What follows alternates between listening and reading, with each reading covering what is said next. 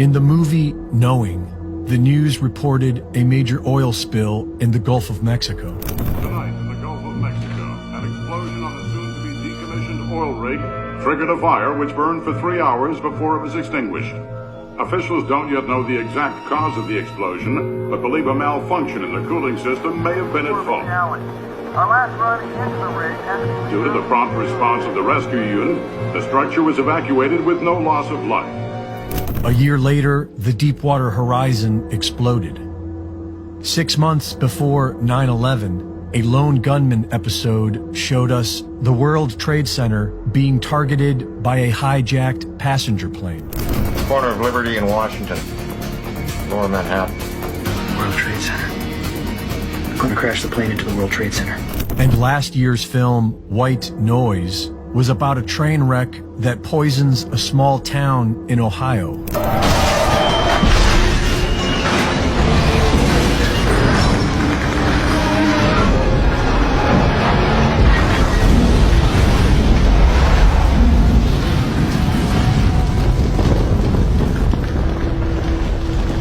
This is the very same story now playing out in real life. Within a year of White Noise's release, the actual event occurs in real life, in Ohio, in Texas, and in Michigan. This is known as predictive programming, and its purpose is to psychologically trick the minds of the masses into accepting major traumatic events that would otherwise be resisted.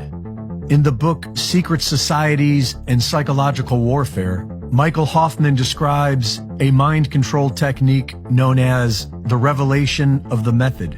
And he writes that when the revelation of the method is performed in a veiled manner, accompanied by certain occult signs and symbolic words, and elicits no meaningful response of opposition or resistance from the target, it is one of the most efficacious techniques of psychological warfare and mind rape. Sarah Elkhaldy of the Alchemist YouTube channel does an excellent job of explaining all this. According to Elkhaldy, there is a law of nature in this universe that compels the dark occult to first gain our consent before trespassing against us, because they believe this protects them from the natural laws of cause and effect. They offered, and we accepted, so it's all fair.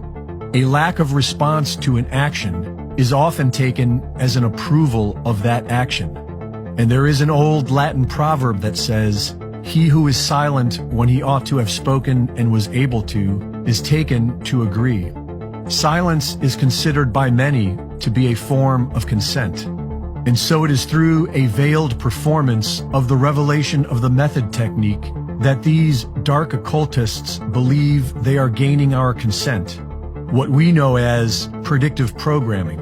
With predictive programming, the minds of the masses are impregnated with visuals of a major event before it happens. This is done through all forms of media and can be very subtle so that nobody notices. But the subconscious mind notices everything and can easily be programmed through repetition. And so these controllers repeat whatever it is that they want us to accept as reality. Because these images are delivered to us through entertainment, they elicit no meaningful response of opposition or resistance, and so we accept them, subconsciously. And when the event happens in real life, it is already familiar and acceptable to us, as if that's just the way it is. It's a mind trick, and it works by keeping everyone locked in a spectator state.